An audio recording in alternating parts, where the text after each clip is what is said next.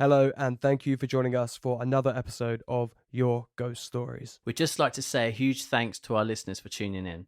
Your support really does mean a lot to us. If you're enjoying the show, the biggest way you can support us right now to help us keep growing and making these podcasts is simply to give us a follow on Spotify or Apple, or by finding us on social media at Your Ghost Stories Podcast. Coming up on this evening's podcast, we posted on Reddit to find some brand new true ghost stories you wouldn't have heard anywhere else. We've had a range of stories and we've narrowed it down to our favourite to share with you. Dim down the lights and prepare yourselves for some spooky paranormal tales told in the words of the person who had experienced it. Brace yourselves.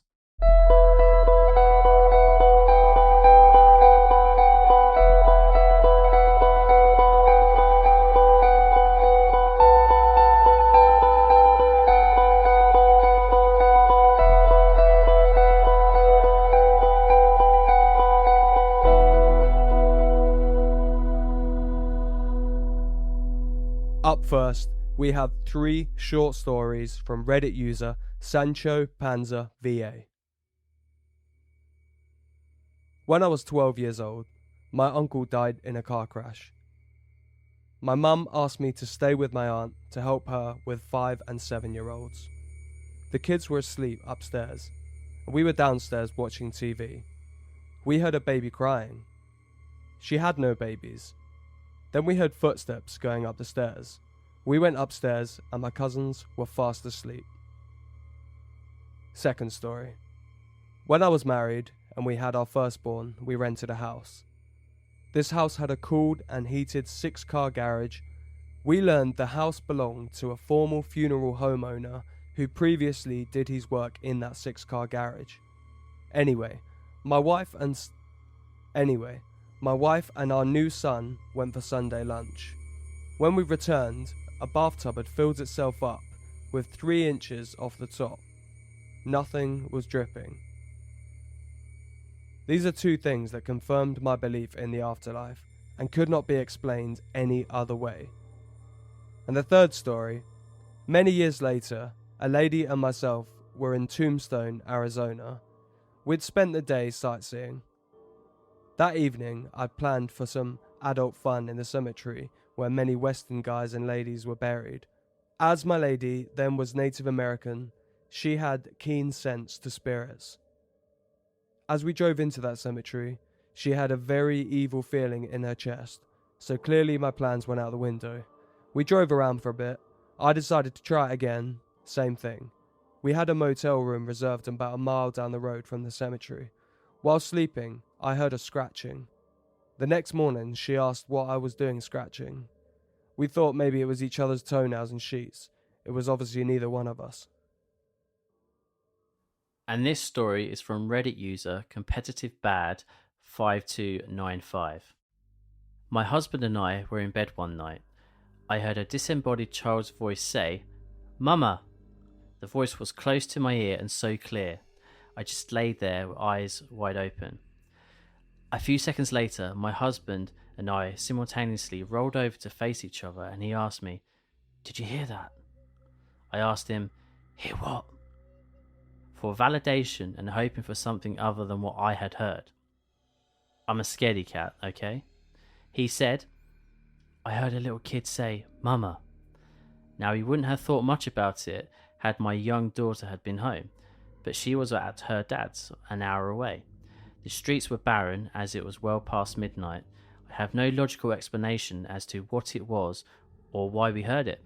Thankfully, we never heard it again, but it's worth mentioning we used to have the worst arguments in that house over petty stuff. We moved almost a year later. Your guess is as good as mine. Next up, a story from Reddit user WillowOK5878. I'd just gotten back from my first or second deployment, 2002 or 2003, and we went camping in California with my wife and 2 other couples.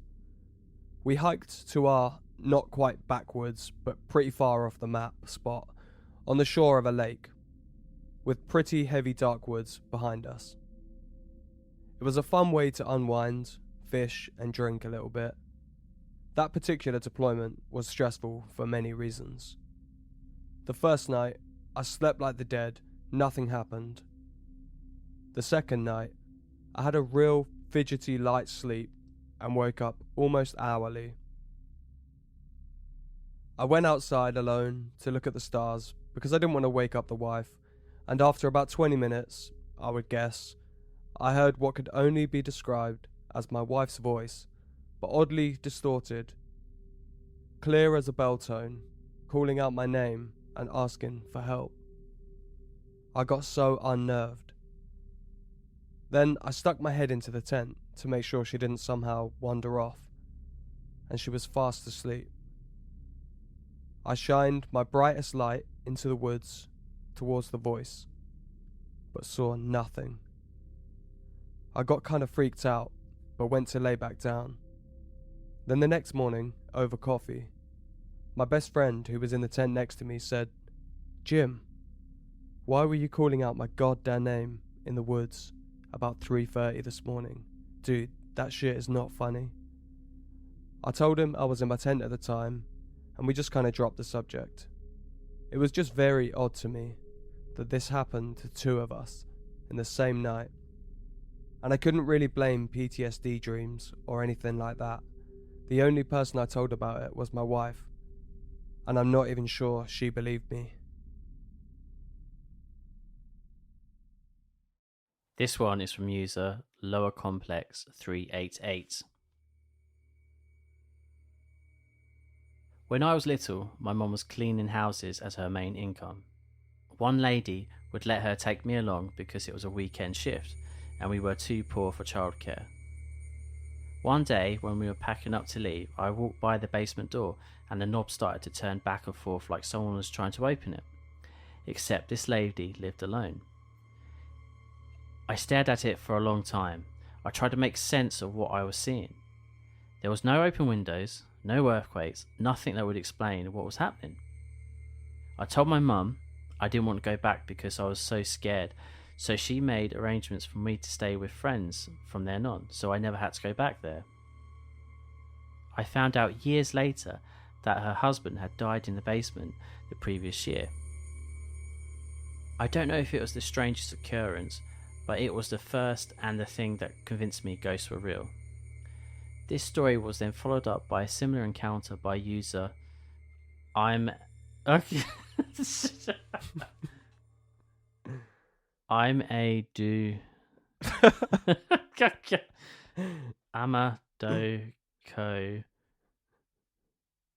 Amadoko. I can't even pronounce that.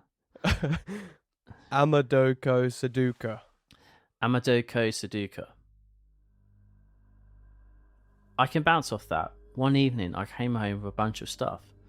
It's a guy thing, I think, trying to carry as much as you can, even if you look ridiculous. I could barely get the key into the door. It took quite a while because it was awkward and I was stubborn. Just as I got it unlocked, the door swung open and I saw a hand and a wrist pulling the door and fading at the same time. The hand looked like it had been, and I'm getting odd feelings now, belonged to a woman and was delicate, early 1900s with a lacy long sleeve shirt. Quite sophisticated. She forgot to imagine how her hand used to look back then in the day, so I saw what it might look like now.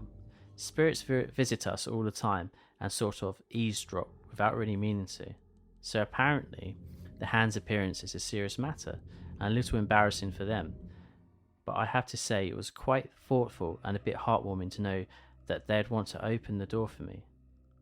That's the real reason I tell that story.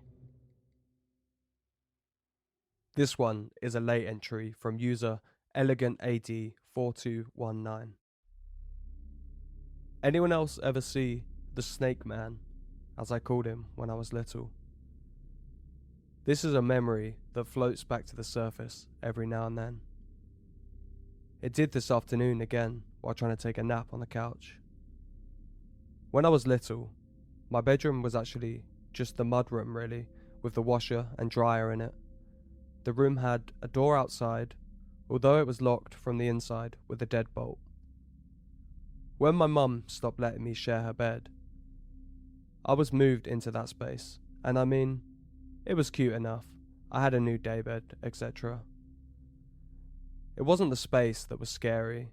It was almost every night I would wake up to the door opening on its own. I would just see a fog and a weird ambient light. And then he would stride in, observe me somewhat dispassionately, and then stride past and out of my room down the hall. I called him the Snake Man because his upper chest and head were a rearing snake. And once I became much older, I realised how ridiculous he looked. Because the rest of him was wearing like a Columbo-style knee-length brown jacket, and he had normal arms, legs, and shoes. He didn't feel or seem ridiculous though. He was terrifying and menacing. And after the door had actually been opened up during the night a couple of times in the next couple of months, which I got blamed for, even though I would have had to stand on something to even reach the lock. So I decided I was sleeping on the couch in the living room instead of that bedroom, and did just that for several years, until my family moved out of that house. And we're going to finish up with a bit more of a light-hearted story from Burrowed 88130. I was by myself in the kitchen wearing a pair of basketball shorts. I was cooking, and then all of a sudden I felt a tug as if someone tried to pants me. I know that sounds weird, but I know some of the previous tenants, one of which was a friend I worked with. He's now passed. But pantsing me would be something that he'd find hilarious, and the experience made me remember him. This story is my most craziest sounding, I think. Well, a massive thank you to everyone that sent a story in for this podcast. We hope you listening have enjoyed these stories. We've had a blast reading all these stories on our Reddit posts. If you've got some more stories to tell us, please drop us an email at yourghoststoriespodcast@gmail.com. Alternatively, you can head over to our brand new website, yourghoststoriespodcast.com, and submit your story there. We can either read it out on the show for you, or you can join in as a guest to tell it yourself. Thank you for tuning in. Until next week, sleep tight.